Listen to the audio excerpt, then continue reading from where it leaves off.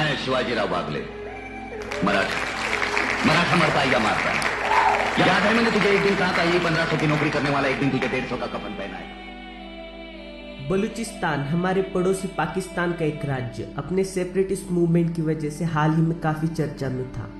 पर क्या आप ये जानते हैं कि बलूचिस्तान के बहुत से बलूची निवासियों के पूर्वज भारत के राज्य महाराष्ट्र के निवासी थे और आज भी बहुत सारे बलूची अपने को गर्व से मराठा कहते हैं। नमस्कार मित्रों, स्वागत है आपका मिथक टीवी में। आज के एपिसोड में हम बात करेंगे बलूचिस्तान के मराठाओं की। कहानी की शुरुआत होती है आज से लगभग 250 साल पहले।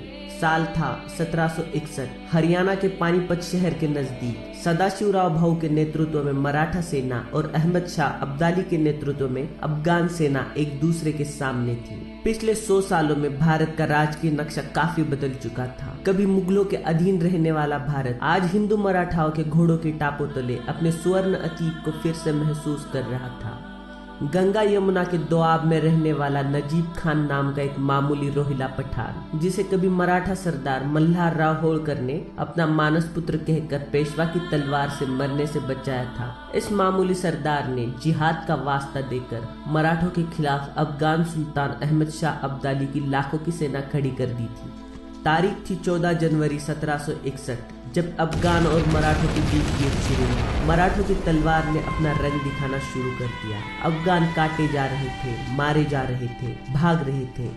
युद्ध का नतीजा लगभग तय हो चुका था। आज पानीपत का वो युद्ध स्थल अपना इतिहास बदलने वाला था और विजय की माला किसी भारतीय सेना के गले पड़ने वाली थी।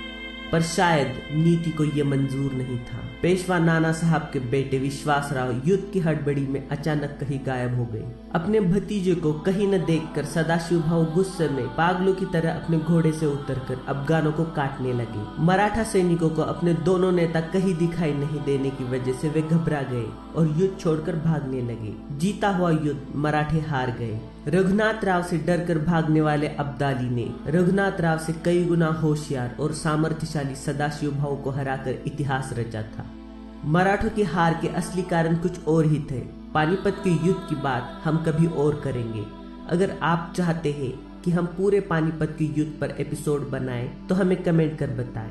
अफगान ग्रंथ सियार उल मुत्ताखिरीन के अनुसार अब्दाली ने 22,000 मराठों को युद्ध कैदी बना लिया था, जिन्हें लेकर वो बलूचिस्तान के डेरा बुगाटी तक गया।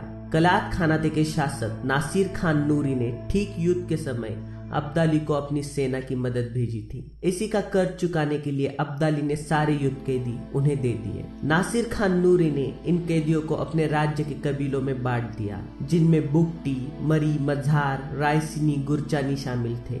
इनमें से बुगटी मराठा आज बाकी बलूचियों से काफी प्रगत है और बलूचिस्तान में बड़े बड़े पदों तक पहुंच चुके हैं। शुरुआत में बुगटी कबीले ने इन सभी को गुलाम बनाकर रखा था, पर बाद में इन्हें कुछ अपवाद छोड़ दे तो अपने आप में समेट लिया। एक और बलूच मराठा जाति है जो तत्कालीन छत्रपति शाहू के नाम को धारण करती है। साहू मराठा ये उन मराठों में से है जिन्हें कभी गुलाम नहीं बनाया गया था। बलूचियों को खेती करना मालूम नहीं था। साहू मराठों को पानी के करीब बसाया गया और खेती करने के लिए जमीनें दी गई। साहू मराठों में गढ़वानी, रंगवानी, पेशवानी, किलवानी ये उपजातियां हैं जो शायद इनके महाराष्ट्र में उनके काम से संबंधित थी। गढ़वानी जो छोटे गढ़ों के रक्षक थे, किलवानी जो किलों की सुरक्षा करते थे, रंगवानी रंगमहालों की रक्षा, तो पेशवानी पेशवा की पर्सनल सेना में शामिल थे। तीसरी एक बलूच मराठा जाति है जिन्हें बाकियों के मुकाबले काफी सम्मान और इज्जत मिली थी। दरुरान मराठा ये वो मराठा थे जिनके वंशज सरदार थे और बलूचिस्तान में इन्हें काफी सम्मान मिला। आज भी इनमें से बहुत से लोग बड़े बड़े जमींदार हैं। डेरा बुगटी गांव की कुल 20,000 जनसंख्या में से 7,000 मराठा है, तो सुई शहर में 8,000 मराठा है। आज भी 250 साल के बाद भी ये मराठे अपनी सभ्यता को भूले नहीं है। ये अपनी माँ को आई कहकर बुलाते हैं। कमोल, गोदी, सुभद्रा ऐसे नाम स्त्रियों में काफी आम है। जैसे महाराष्ट्र में सुनील को शॉर्ट में सोनिया कहकर बुलाते हैं, उसी तरह ये बलूची भी कासिम को काशा कहकर बुलाते हैं। शादी और हल्दी की रस्म सभी में उन्होंने आज भी मराठी परंपरा को जीवित रखा है।